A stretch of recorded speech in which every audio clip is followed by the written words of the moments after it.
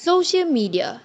Its power is so strong that according to Famous, over 330 million people worldwide are glued to it, with TikTok being the most addictive social media platform. On 30th January 2022, we conducted a survey on determining how many hours do youth spend their time on social media. Based on 32 samples, TikTok ranked first among the other social media platforms, which strengthens Famous' statement. The concerning thing is, according to the survey we conducted, 65.7% of youth spend more than 5 hours on social media. And from that 65.7%, we've interviewed some of the respondents. Everyone, so today I'm going to interview a student from Sultan Idris Education University regarding social media addiction. Here we have Shamimi Nurain. Hello Shamimi. So I want to ask you, how often do you use social media in a day? As a student, I will use like 12 hours a day, and also when I was boring and sleepy in my online class. I see. Thank you so much for your cooperation. Welcome. We've also asked youths who use social media for less than 5 hours to see what makes them different.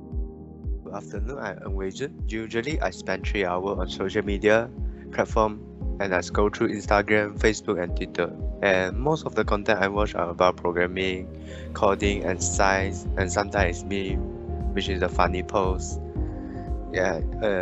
For average a week, I spend like maybe 20 hours per week on social media. Thank you. I spend an average of 2 to 3 hours every day on Instagram. I usually scroll through videos of games or animals, and sometimes I read through interesting facts or stories.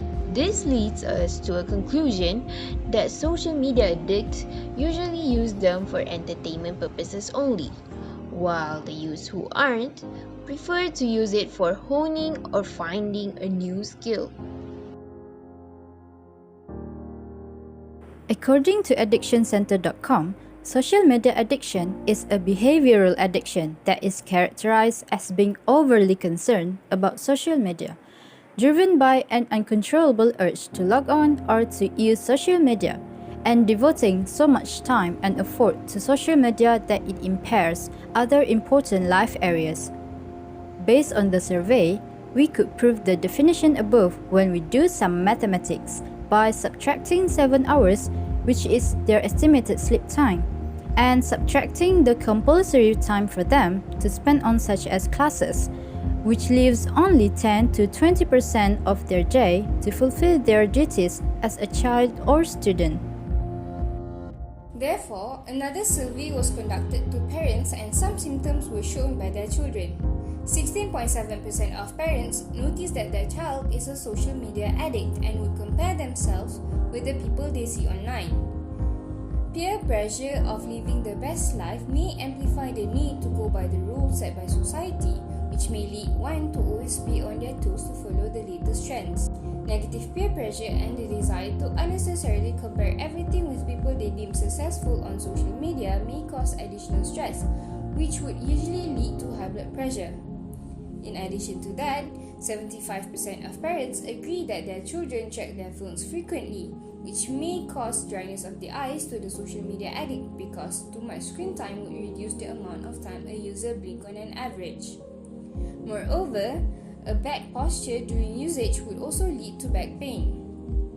Previous research has defined social media fatigue as a situation whereby social media users undergo mental exhaustion after experiencing numerous technological, informative, and communicative overwhelms over their presence and connections on the opposed social media platforms. Validation gained from social media may boost the self-esteem and sense of belonging of a user, but at the same time might sever any kind of meaningful connection they might otherwise make in real life, which are noticed by 16.7% of parents. Furthermore, they might create an even bigger anxiety issues and stress when they try to please everyone on the internet. If no actions are taken from the victim, the community, or even people who are close to the victim, it may cause a more lasting effect such as severe anxiety and depression.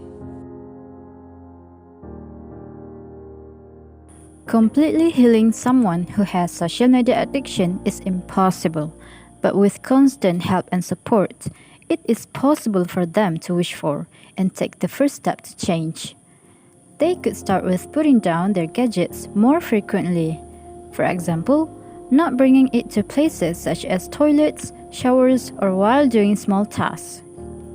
Using traditional papers for notes, reminders, and events are another way to help prevent the urge to open social media. Prevent using gadgets before going to sleep.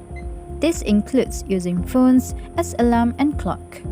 Setting a time limit for social media usage per day or week will also help avert the frequent temptation to open and scroll through social media.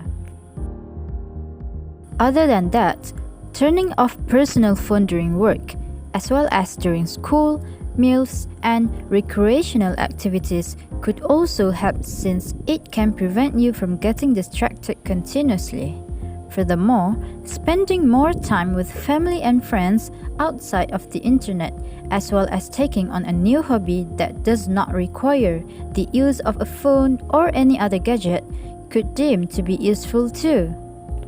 A number of preventive measures have been mentioned, but will the numbers of social media addicts drop if they are shared widely? Apparently, this remains an unsolved mystery because it is up to oneself to spark up a change, because a journey of 1,000 miles begins with a single step. Social media. Are you the one controlling it, or is it the one controlling you? The answer lies within yourself, but we believe that everyone should appreciate what's around them and not leave any regrets behind. Having too much of anything is harmful to oneself after all.